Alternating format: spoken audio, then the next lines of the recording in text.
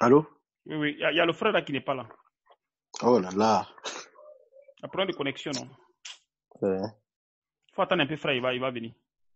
d'accord.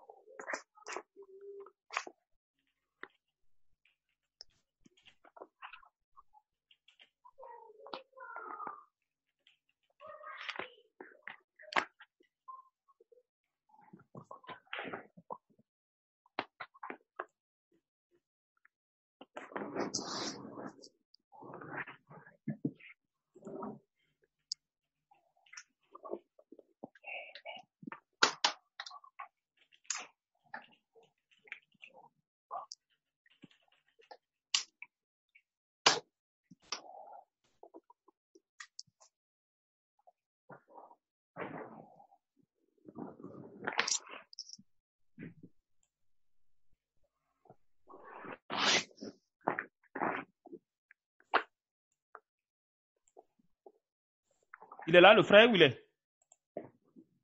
Apparemment, il n'est pas encore là. Non, on dirait que c'est moi-même qui devais me l'accepter.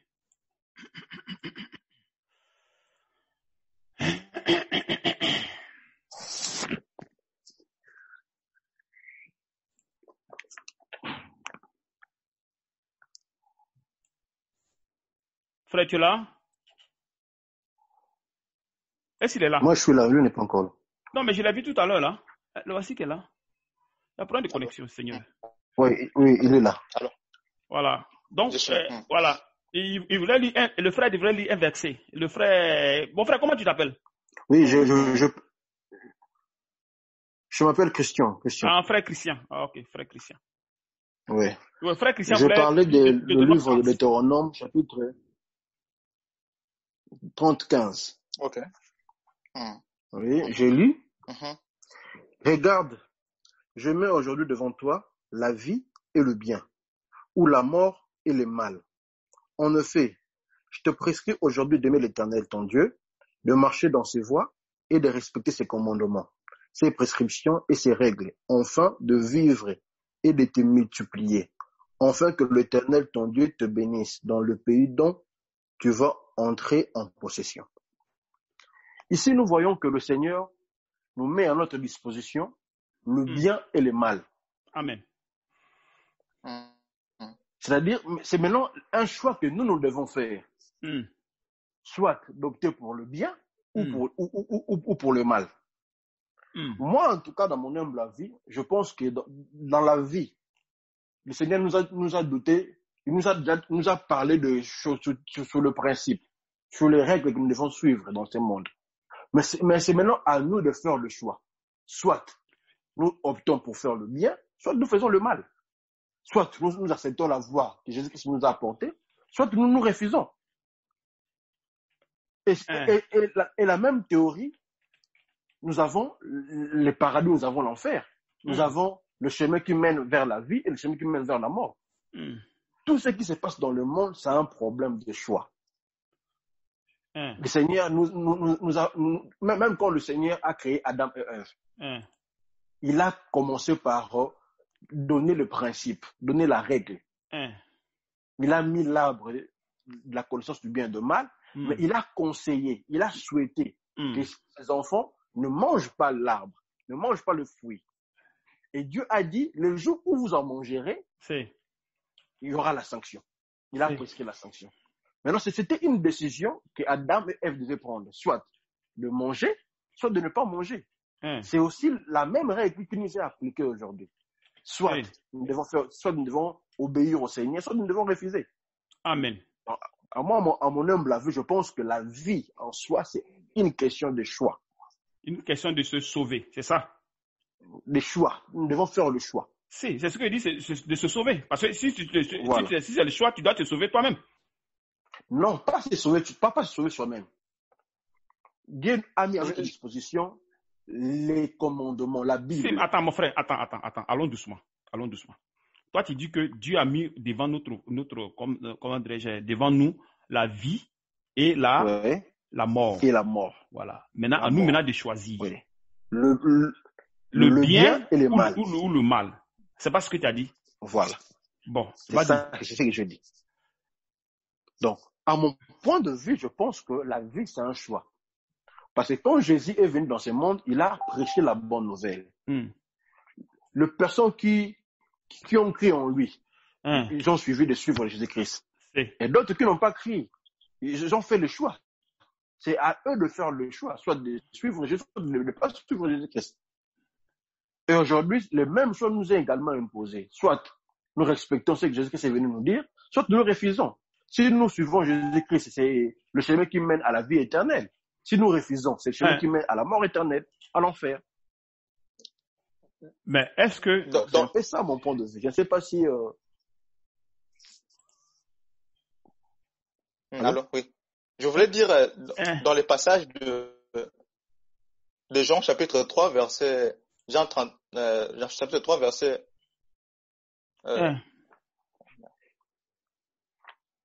Jean 33, 3. Apparemment, il y a un choix à faire parce qu'on nous montre l'amour de Dieu. Jean 3,16. On nous montre l'amour de Dieu. Mais le problème, c'est que... Pour bénéficier de l'amour de Dieu, il faut croire. Oui, mais les frères, attention. Parce que ne lisez pas une partie de la Bible et faire une conclusion. Et je ne fais que vous répéter cela. Ok. Ne faites pas... Parce que dans la Bible, il y a ce qu'on appelle l'évangélisation et ce qu'on appelle l'enseignement. Et je ne viens encore que répéter cela. Quand on lit Jean 3, verset 16, où on dit que Dieu a tant aimé le monde qu'il a donné son Fils, quiconque croit en lui sera sauvé. Mais est-ce que c'est vrai? Est-ce que c'est ce que dit le verset? Dans sa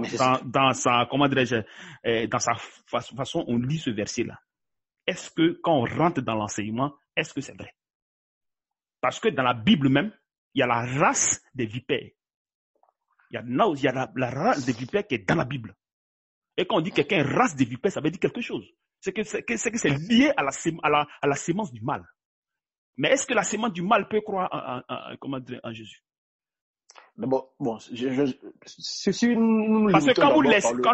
que quand vous lisez un verset, faites attention, essayez de rentrer et lire d'autres versets pour voir si effectivement ce que le verset dit garde le sens.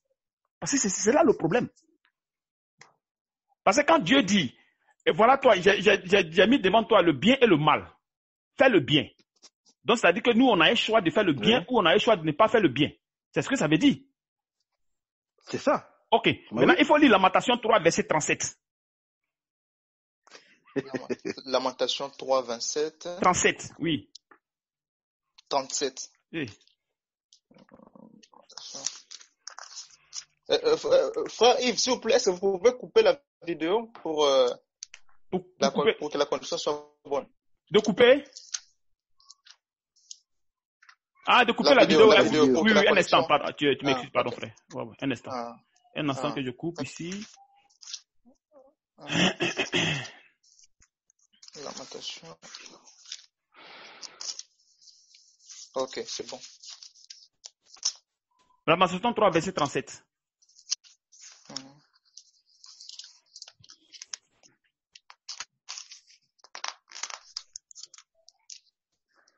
Qui dira qu'une chose arrive sans que le Seigneur l'ait ordonné? Oui, vas-y, frère. Je vais continuer? Oui, continue, frère. N'est-ce pas de la volonté du Très-Haut que viennent le mal et le bien? Ça dit que le mal. Oui. Voilà, et le bien. Pourquoi? Maintenant, frère. Oui. Maintenant, frère, comment dirais-je, de Paris, là. Frère Christian. Essaie de m'expliquer ce verset-là, s'il te plaît. Déjà, nous savons que Dieu, il est omniprésent, il est omnipotent, il est omniscient. C'est-à-dire, dans sa souveraineté, Dieu sait ce qui va arriver demain. Dans sa souveraineté, Dieu sait comment le monde va finir. Il sait qui sera sauvé, qui ne va pas être sauvé. Amen.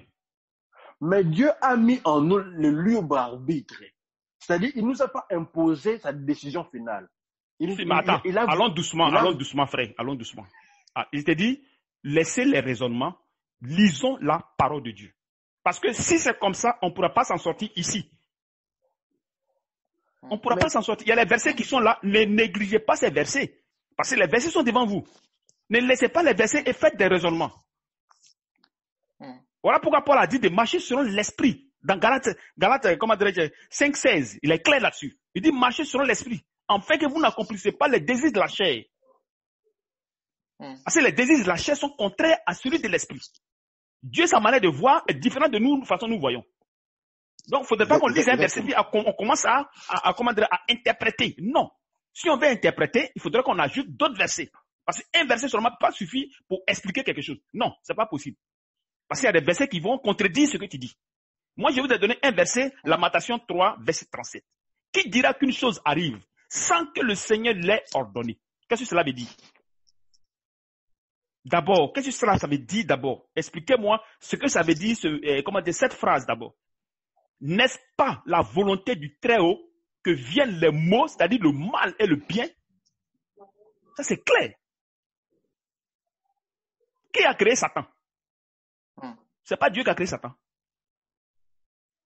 Vous croyez que... C'est Dieu qui l'a créé. Alors, vous croyez que, comment dirais-je, quand, comment ça s'appelle, dans le jardin d'Éden, l'autre devait pécher. Le serpent devait dire à ceux-là pour qu'ils pêchent là. Vous ne savez pas. Vous savez que Dieu ne savait pas. Dieu savait très bien. Pourquoi? Parce que Dieu avait déjà préparé Jésus. En fait, qu'il vienne sur la terre. Donc, c'est-à-dire que le péché qui était déjà là, mais il fallait seulement l'accomplissement. C'est tout. Donc, Dieu avait déjà préparé Jésus. Parce que c'est en Jésus que tout a été créé. Donc, il a d'abord créé Jésus et maintenant, en Jésus, maintenant, tout a été créé. Donc, Jésus avait, comment dirais-je, Jésus avait, comment dirais-je, Dieu avait un objectif en créant Jésus. C'est-à-dire que Jésus devait venir mourir pour les péchés. Pourtant que le péché n'était pas encore créé. Et c'est après maintenant, le péché s'est accompli. Et maintenant, Jésus est venu pour faire maintenant ce qu'il avait à faire sur la terre. Quand il a fini, il est parti. Quand Jésus est venu sur la terre, il était venu pour mourir. Parce que les trucs l'ont annoncé. Comment dirais-je? Les prophètes. Tous les prophètes l'ont annoncé. Ce qu'il devait venir faire exactement. Quand on lit Ésaïe 53, tout Ésaïe 53, tu verras dedans. Donc, ce qu'il devait faire, il est venu faire. Il n'est pas venu faire autre chose. Il n'est pas allé à gauche, il n'est pas allé à droite. Quand il a prié son père, puis il a dit à son père de lui éviter cette mort, qu'est-ce que lui a dit? Il dit que sa volonté soit faite. C'est pas ce qu'il a dit. Il dit que ta volonté soit faite. Non, je viens, allons doucement. Que ta volonté soit faite. Donc, ça veut dire qu'on prie, mais c'est la volonté de Dieu qui s'accomplit en nous. Est-ce que quand Jésus est venu puis il a prié, ça a changé les choses de Dieu? Non, ça n'a pas changé. Ça n'a pas changé. Ça s'est accompli comment c'était arrêté. Parce qu'il était venu pour ça. Jésus n'est pas venu pour autre chose. Il est venu pour qu'on puisse condamner, il pourrait être condamné et maintenant sauver les païens. Bon, maintenant si Jésus venait pour lui dire, bon, moi ma volonté, il faudrait que ça se fasse, moi je vais faire ce que je veux, je ne vais pas mourir, mais est-ce que les païens allaient être sauvés? Les païens n'allaient pas être sauvés, pourtant que ce n'était pas le plan de Dieu. Donc, essayez de m'expliquer un peu ces trucs-là, parce qu'il ne faudrait pas que vous lisiez seulement un verset et vous calez là-dessus, vous dites que non, l'homme a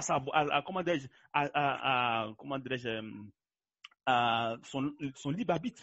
Le mot libre arbitre n'est même pas dans la Bible. Parce que voilà aussi un truc que les gens injectent dans la Bible en parlant de libre arbitre. Ça n'est même pas dans la Bible, libre arbitre. Ça n'est pas dans la Bible, libre arbitre. Il ne sait pas où c'est quitté ce truc. Parce que si du moment où vous dites que vous êtes libre de choisir, vous blasphémez contre le Seigneur. Vous blasphémez contre le Seigneur. Parce que vous donnez une liberté, vous glorifiez vous-même de pouvoir être libre de vous sauver. Parce que vous avez lu un verset.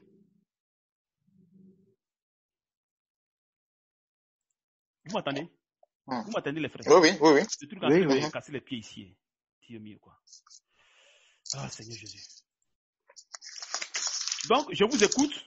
Parce qu'il faudrait qu'on parte avec les versets bibliques. Il ne faudrait pas qu'on raisonne. On n'a qu'à laisser le raisonnement. Allons avec les versets bibliques. Il faut qu'on soit clair là-dessus. Voilà. Donc, je vous écoute.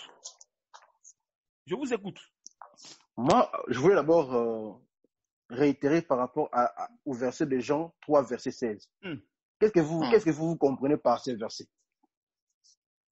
Parce que comme vous l'avez dit, la Bible ne se comprend pas sur base d'un seul verset.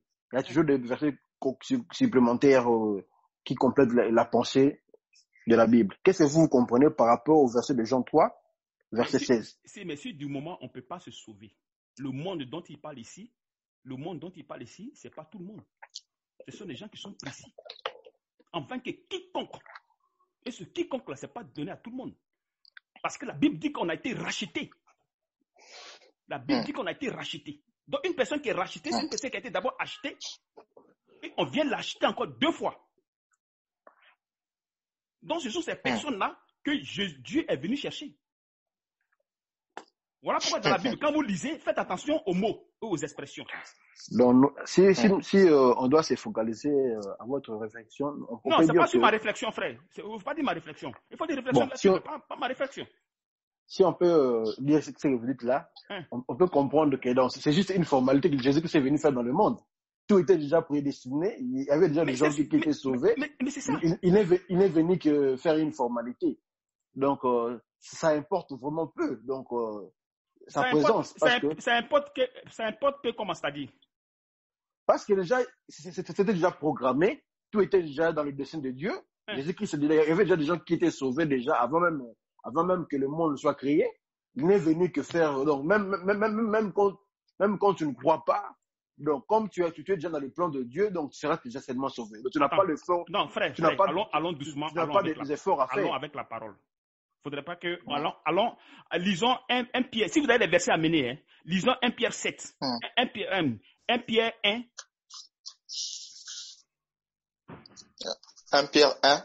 Verset 18. 1 Pierre 1, 18. Voilà. Il faudrait qu'on quitte ici avec un bon raisonnement, avec la Bible. Il ne faudrait pas qu'on quitte ici avec l'embrouille. Exactement. Voilà. Exactement. Il faudrait que tout soit fait dans la Bible. On n'a qu'à laisser notre raisonnement de côté. On n'a qu'à parler de la Bible. Parce que Dieu a dit nos voix ne sont pas ses voix. Lui, ses voix sont ses voix. Et nos voix ne sont pas ses voix. Donc, la manière dont nous pensons, ce n'est pas comme ça lui pense.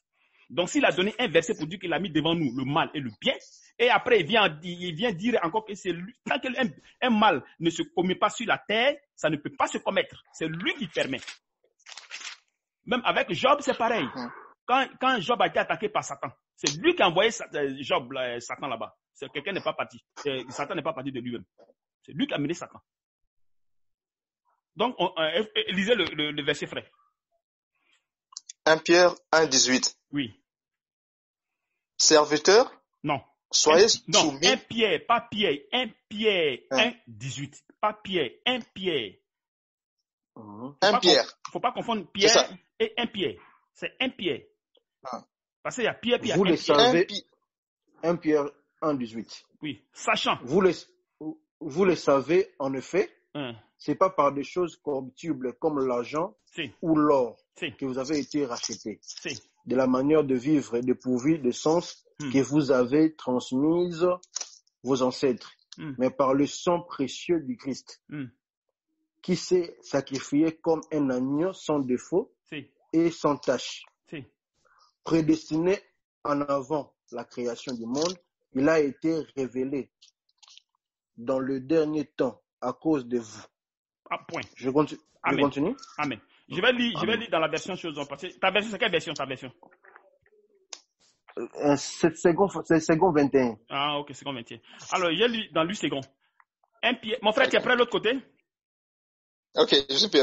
Ok, 1 Pierre 1, 18. Sachant que ce n'est pas par les choses périssables, par de l'argent ou de l'or, que vous avez été rachetés de la vaine manière de vivre, que vous aviez hérité de vos pères, mais par le sang précieux de Christ, comme d'un agneau, sans défaut et sans tache, prédestiné avant la fondation du monde et manifesté à la fin des temps à cause de vous.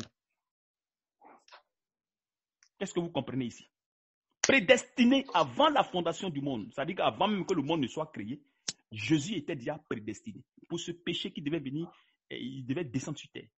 Et ça s'est manifesté quand le moment est accompli. C'est ce que je disais. Donc, comment vous expliquer cela? Essayez de m'expliquer un peu que je comprenne un peu.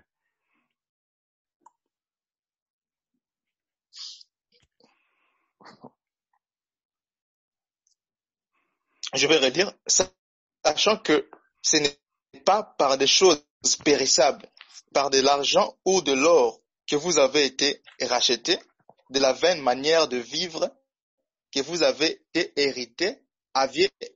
héritiers de vos pères, mais par le sang précieux de Jésus-Christ, comme d'un agneau, sans défaut et sans tache, prédestiné avant la fondation du monde et manifesté par la fin des temps à cause de vous. Si, amen. Alors, expliquez-moi que il y a d'autres versets que je peux vous donner, hein. Mais pour l'instant, allons doucement. Donc, essayez de m'expliquer un peu ici, comment c'est fait que Jésus a été prédestiné avant même que le monde ne soit créé. Dieu l'avait déjà préparé. Et il venait faire quoi? C'était pour venir faire quoi, si Dieu l'a préparé? Pour venir sauver le monde. Donc, mais sauver le monde de quoi? Du péché. Mais c'est le péché. Bon, est-ce avant que Dieu ne fonde le monde, est-ce qu'il y avait le péché? Mais le péché a commencé aussi avec Satan. Non, il faut laisser ça là. Moi, je parle de ce qui devait se passer là. C'est ce que je suis en train de dire. Exactement. Avant que le monde ne soit créé, avant que tout ça, Dieu ne crée le monde là. Est-ce que ce péché là, c'était là? Non. Ce péché n'était pas là. Maintenant, pourquoi lui l'a prédestiné déjà? Pourquoi? Il savait que le péché allait venir. Bon, est-ce qu'on pouvait faire autrement? C'est-à-dire que façon nous, il nous a créé là. Puis Jésus est venu. Est-ce que les choses allaient changer? Je n'ai pas saisi. Bon. Il savait que le péché allait venir. Voilà. C'est ça, non? Voilà. Bon. Maintenant, s'il sait que le péché allait venir, alors il a prédestiné Jésus pour venir sur la terre. Exact. Bon, maintenant que Jésus est venu là, est-ce que nous, on avait le choix de ne pas le tuer?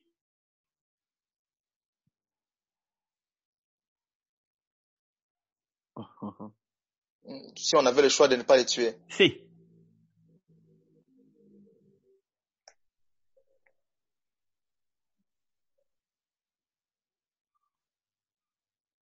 Bon, parmi les personnes qui suivaient Christ.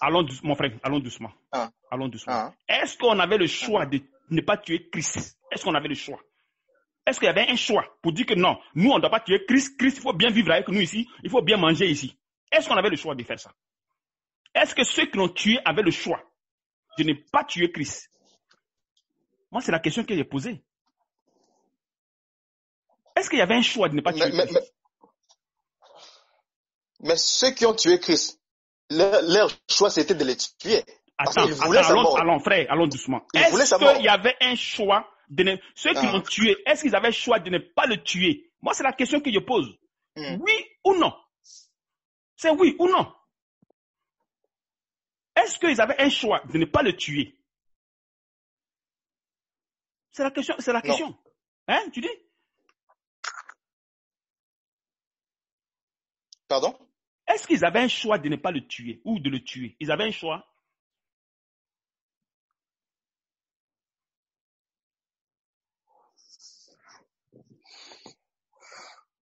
Puisque Dieu a donné le choix de faire le bien et de faire le mal. Ok, Jésus est venu sur terre. Et il a même dit au Seigneur, s'il pouvait lui épargner de cette mort. Et après, à la fin, il a dit que ta volonté soit faite. Donc, ça veut dire que Jésus lui-même, il ne voulait pas mourir. Parce qu'il a dit au Père. Et à la fin, il a dit que ta volonté soit faite. Et la Bible dit que nous avons beaucoup de pensées, mais c'est le dessein de Dieu qui s'accomplit en nous. Donc, quand Jésus avait la volonté de ne pas affronter cette mort, mais il a dit que ta volonté soit faite, alors la volonté de Dieu s'est manifestée en Jésus.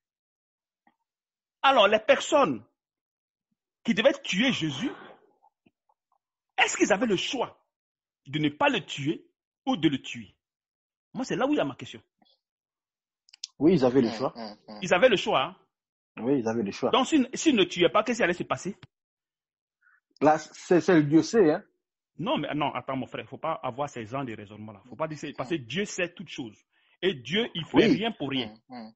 Dieu ne peut pas préparer Jésus pour un péché et venir ici parce que le verset est clair là-dessus. Qu'est-ce que le verset dit? Le verset est clair. Ayant prédestiné, le verset dit quoi? Nous ayant prédestiné avant la fin. Non, c'est pardon. Le verset 1 Pierre, c'est prédestiné avant la fondation du monde et manifesté à la fin des temps à cause de vous. Il a dit à cause de vous. À cause de quelque chose. Donc Jésus avait été déjà prédestiné pour quelque chose. C'est ce que la Bible dit ici. Il dit à cause de vous. Donc c'est à cause de vos péchés qu'il est mort.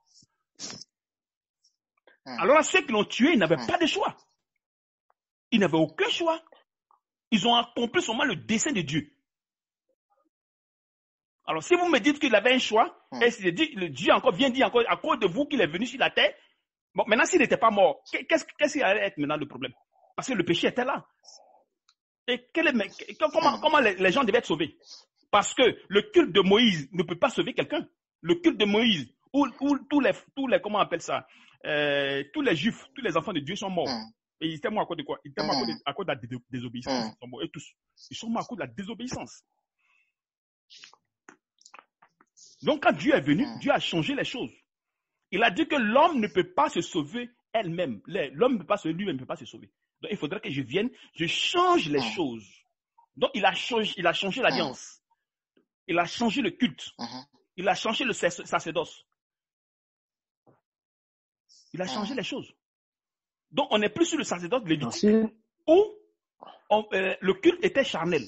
On est maintenant sur le sacerdoce spirituel qui est plus excellent.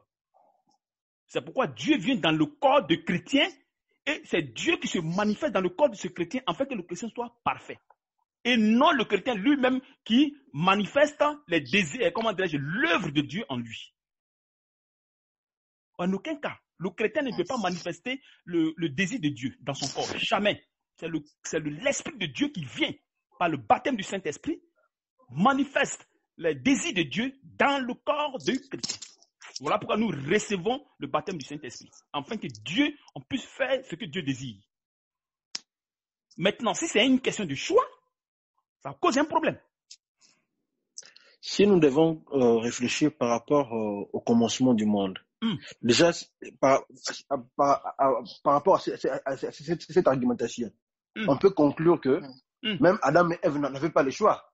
Ils n'avaient pas le choix à faire pour... Donc, déjà, quand Dieu a créé le monde, Dieu savait qu'Adam... Là, je suis d'accord que Dieu le savait. Dieu le savait qu'Adam et Ève devaient pécher. Parce que Dieu connaît tout.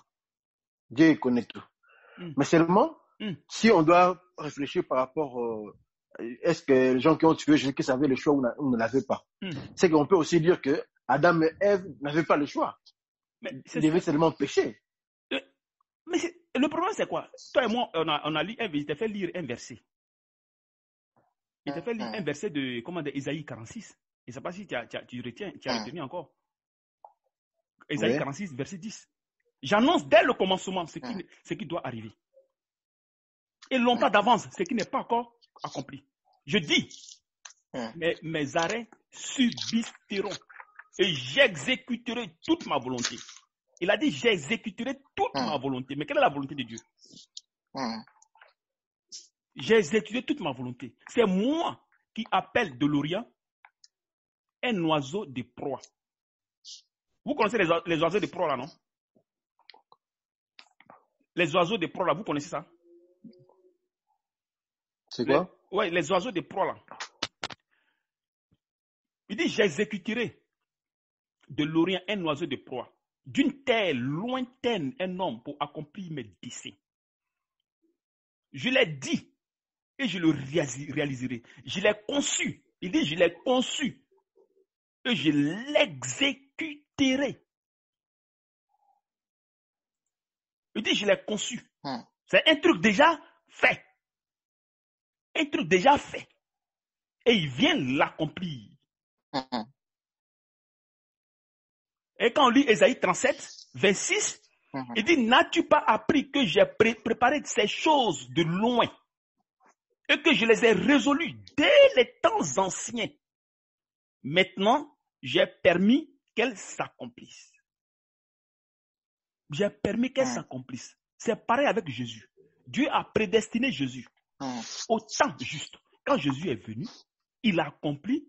Il a permis maintenant que Jésus vienne sur la terre pour accomplir ce que Dieu avait prédestiné. Voilà pourquoi ils ont dit que Jésus, là, il est venu pour vous. C'est pour vous qu'il est mort. Alors, s'il devait venir sur la terre, qu'on devait avoir le choix, et on n'avait pas tué, mais quel est maintenant le sens de Jésus maintenant qui a été prédestiné avant la fondation du monde? Quel est maintenant le sens?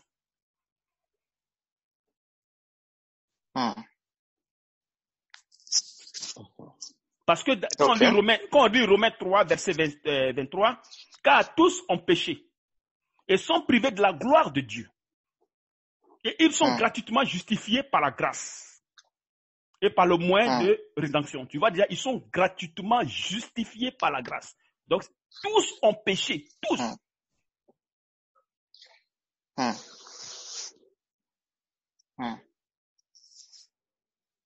Et on est justifié par la grâce. On n'est pas justifié par nos moyens. C'est pas ce que la Bible dit. La Bible n'a pas dit que venez, vous allez vous choisir vous-même pour être sauvé. Non. C'est pas ce que la Bible dit. La Bible est claire sur les choses. Et c'est pas si vous suivez un peu ce que j'ai dit. Parce qu'il faudrait que vous suivez. Bien sûr. Exactement. Mes frères, vous me suivez? Oui, bien sûr, on vous suit. Nous sommes là. Maintenant, on va lire Romains 9, verset 16. Romains 9, verset 15. Pardon, voilà. Verset 15. Parce que cette histoire, il faut qu'on tire la conclusion sur ce truc. Parce que ça fatigue beaucoup les gens. Et cette chose-là, quand tu penses que toi-même tu as te choisi, c'est un problème. Parce que c'est un blasphème. Hein. Là, faites beaucoup attention, les frères. C'est un blasphème. Là, on ne reconnaît pas la capacité de Dieu. Romains 9, verset 15. 15. Oui. Faut lire. Romains 9, 15. Car, c'est ça? Oui. Il dit à Moïse, je ferai miséricorde à qui je fais miséricorde et j'aurai compassion à qui j'ai compassion. Je continue? Vas-y. Si n'était pas dit, tu arrêtes pas. Faut continuer. Ainsi donc, cela ne dépend ni de celui qui veut, ni de celui qui court, mais de Dieu qui fait miséricorde. Amen. D'abord, on va s'arrêter là d'abord. Ça là, vous comprenez déjà quoi? Car il dit à Moïse, je ferai miséricorde à qui je fais miséricorde. Et j'aurai compassion à qui j'ai compassion. Ainsi donc, cela ne dépend ni de celui qui veut et ni de celui qui court, mais de Dieu qui fait miséricorde. Car l'Écriture dit à Pharaon, je t'ai suscité à dessein pour montrer en toi ma puissance, afin que mon nom soit publié par toute la terre. Alors là, si vous me dites que chacun a sa volonté, là, j'ai un problème avec la Bible.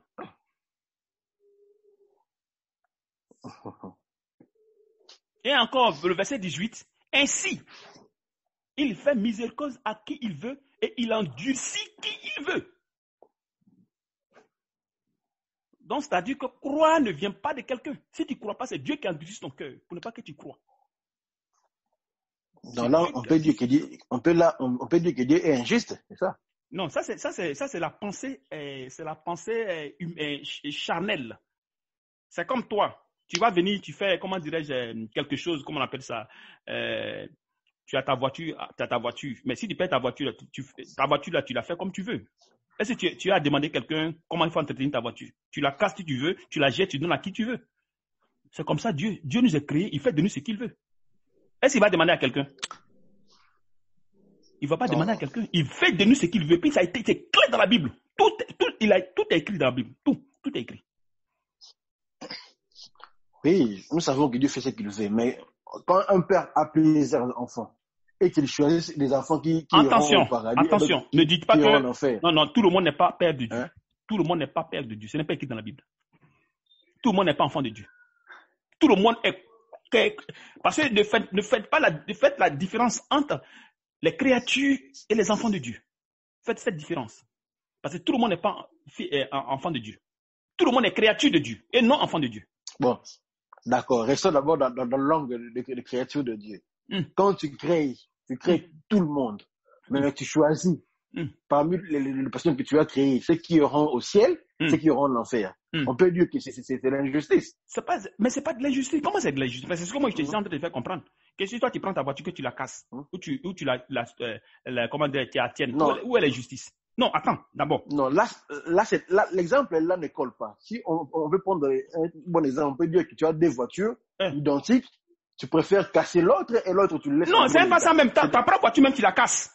Ça veut dire que lui il vient et tue quelqu'un. Est-ce que c'est quelque chose? Toi, il t'a créé, il te tue lui-même. Est-ce que c'est un problème? C'est là que je vais en venir. Si lui il te crée puis il te tue, il te dit à part de Jésus ta vie est fermée. Est-ce que c'est un problème pour lui? Toi, quand tu viens dans le monde, est-ce que tu choisis tes parents? Non, tu ne choisis pas, mais... Attends, allons doucement. Il n'y a pas mais dedans. Dans la parole de Dieu, il n'y a pas mais. Ou c'est ça ou c'est pas ça. Quand on vient dans le monde, est-ce qu'on choisit de venir, on choisit les parents? Non. C'est tout. C'est aussi simple. C'est lui qui donne la vie. Et c'est lui qui ôte la vie. Est-ce que tu t'assois pour dire que bon, moi je sais que dans 20 ans je vais mourir? Jamais, ça n'existe pas. C'est le dessein de Dieu qui s'accomplit en toi. C'est aussi simple que ça. C'est pas un truc compliqué.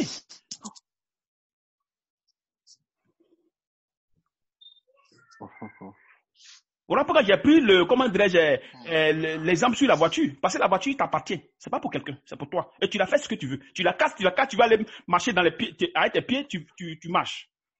Mais personne ne te demandera.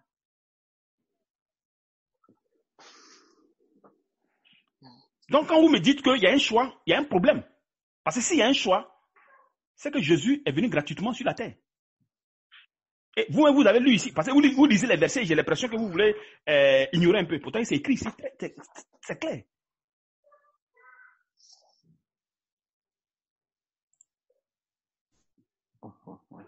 Donc, je ne sais pas. Parce que d'abord même, pour que on soit sauvé, il y a aussi des principes pour être sauvé. Et il y a quelque chose qui nous sauve. C'est pas qu'on se lève pour être sauvé. Si tu n'as pas la sémence de Dieu, est-ce que tu vas être sauvé? Parce qu'il y a aussi ça.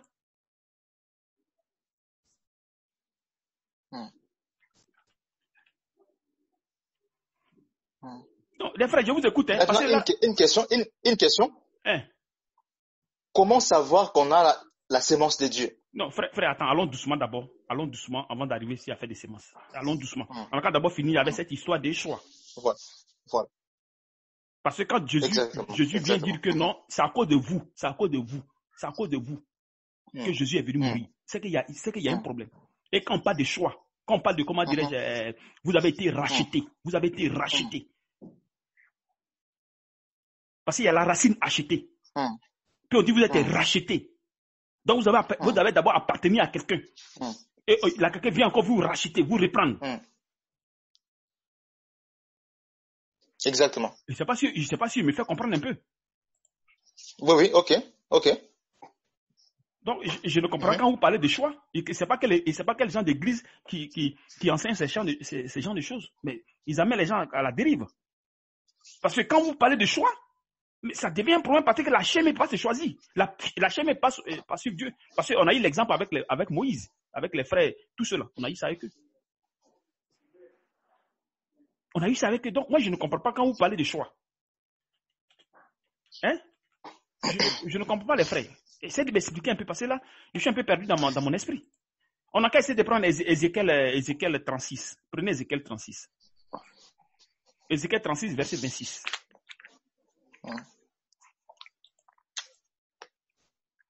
J'ai aussi un passage que je voulais relire après Ézéchiel.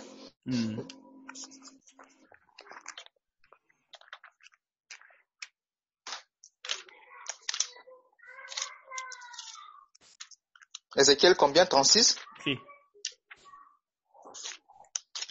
Verset 26. Ézéchiel.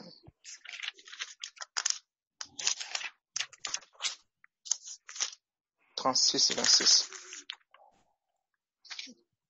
Je lis.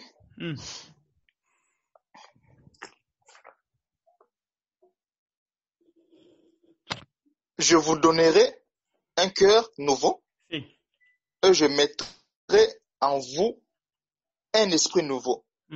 J'ôterai de votre corps le cœur de pierre et je vous donnerai un cœur de chair. Vas-y, frère. Je mettrai mon esprit en vous et je ferai que vous suiviez mes ordonnances et que vous obéissiez et pratiquiez mes lois. Expliquez-moi ça un peu. Vous...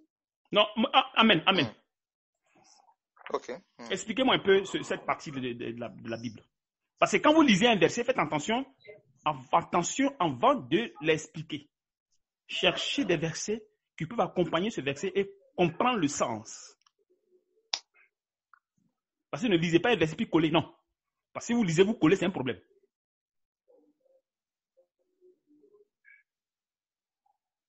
Donc, expliquez-moi ce verset où il dit qu'il va mettre son esprit dans le chrétien et le chrétien va faire lui sa volonté et non la volonté du chrétien. C'est ce que la Bible dit. Je ne sais pas si c'est ce que vous comprenez, mais je ne sais pas. Comment vous comprenez ce verset?